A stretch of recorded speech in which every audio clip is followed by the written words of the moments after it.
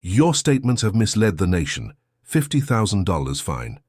The judge's gavel crashed down, following his stern glare and abrupt ruling that left Karoline Leavitt, the White House press secretary, stunned in the Washington courtroom. The room fell silent. Reporters froze, and Pam Bondi stood ready with evidence of corruption while the judge faced his own reckoning.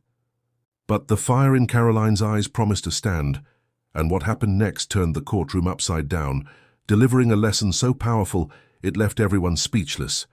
And you'll be on the edge of your seat to see how it unfolds. On a charged afternoon in March 2025, Karoline Leavitt, the White House press secretary, stood before a judge in a Washington, D.C. courtroom.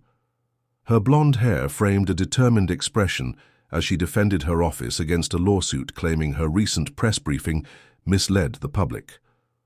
The judge, a senior figure with decades on the bench and a reputation for activism, listened with a stern gaze. His gavel slammed down during her defense. Your statements have misled the nation. $50,000 fine payable within 48 hours, he declared, his voice echoing through the chamber. Reporters in the courtroom scribbled notes, while Karoline's hand rose in defiance, her legal team whispering urgently. The judge prepared to elaborate, but the doors opened with a creak. Pam Bondi, the U.S. Attorney General, entered with a stack of evidence files in her arms. Her tailored suit and resolute expression silenced the room. Bondi had investigated the judge for months, uncovering bribes tied to his activist rulings. The judge's face paled as Bondi approached the bench, placing the files before him. We have proof of your corruption, payments for skewed decisions including cases you championed, she stated, her tone unyielding. The evidence included bank records, witness statements, and falsified court documents exposing his misconduct. Karoline Leavitt stepped forward, her voice rising with authority. This is not just about me, she began, her eyes fixed on the judge. You've abused your position, taking bribes to twist justice for your own causes. We need to stand for America to make it great again, and it's the duty of judges to keep the rule of law in the country so that we could catch the corrupt culprits of the country, like you. The courtroom fell silent, the judge's hands trembling on the bench. Reporters stopped writing and officers nearby exchanged glances. Bondi nodded, her evidence now amplified by Karoline's words. The judge slouched in his chair, his reputation as a senior judicial figure unraveling. Bondi stepped closer, her voice firm. You have two options: resign immediately or face jail for bribery and perjury. After a pause, the judge removed his robe, his voice barely audible. I resign. Security escorted him out as cameras flashed, the courtroom buzzing with reactions. Karoline stood firm, her words lingering, while Bondi oversaw the case's transfer, the investigation pointing to a broader corruption network. News of the judge's resignation spread rapidly through Washington, D.C. Karoline returned to her office, her team gathering to address the fallout. Calls poured in from the White House and media outlets seeking her response. The judge retreated to a modest apartment, his phone ringing with demands for statements he refused to give.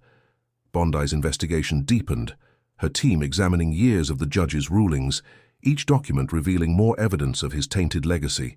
Reporters investigated the judge's activist past, uncovering cases where his decisions aligned with donors' interests. Karoline faced scrutiny over the fine, but her speech shifted the focus. Colleagues praised her, while critics questioned her motives, suggesting she used the moment for political gain. The judge received a summons to testify, his resignation offering no protection from the legal consequences ahead. Bondi held a press conference, her evidence files on display detailing the bribery scheme. This judge's actions compromised the judiciary, she said, her voice steady. The room listened as the investigation expanded to include others who benefited from the judge's rulings. Karoline watched the broadcast, considering the implications.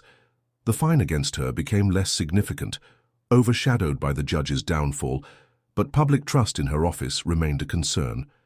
The judge's former clerks provided testimonies, recalling late-night meetings with figures exchanging cash for favorable outcomes. Karoline met with her advisors, discussing how to address the fine. We stand by the truth, she insisted, her voice resolute. Her team drafted a statement framing the incident as a victory for justice, not a blemish on her record. Prosecutors reviewed Bondi's files, building a case that could imprison the judge for years. His family requested privacy, their lives disrupted by the scandal, while legal experts debated the precedent his fall set for the judiciary. Karoline's speech gained attention, her call for the rule of law resonating as a guiding principle. Bondi's team discovered a ledger linking the judge to a network of activists and donors, their influence extending beyond the courtroom. The revelation prompted calls for a federal inquiry. Karoline addressed the press, her voice steady. "We need to root out corruption wherever it hides," she said, repeating her courtroom words. "It's our duty to make America great again by upholding the rule of law." Her stance strengthened her position, though some questioned her intentions. The judge sat alone, his career in ruins. His resignation papers remained unsigned, a reminder of the choice he made to avoid jail. Bondi's investigators interviewed associates, each lead pointing to a deeper conspiracy. Karoline's fine lingered as a technicality her team sought to overturn, arguing it was invalid given the judge's corruption. Public opinion divided. Some viewed her as a hero, others saw her actions as opportunistic. The investigation intensified over weeks. Bondi released a report detailing how the judge's bribes funded activist campaigns, his rulings a tool for personal gain. Karoline advocated for judicial reforms, her voice prominent in the chaos. "Judges must catch the corrupt culprits," she repeated, her courtroom words now a guiding mantra. The judge's former allies distanced themselves, their silence notable as the investigation progressed. Karoline visited the courtroom where the incident occurred, reflecting on the moment. The judge's resignation had shifted the narrative, her lesson leaving an impact on those present. Bondi's team continued their work, the corruption network unraveling with each arrest. Karoline's fine remained a point of discussion, her team working to have it dismissed, arguing its irrelevance given the judge's exposure. The investigation concluded with a comprehensive report. Bondi presented the findings. The judge's bribery scheme laid bare in detailed documents.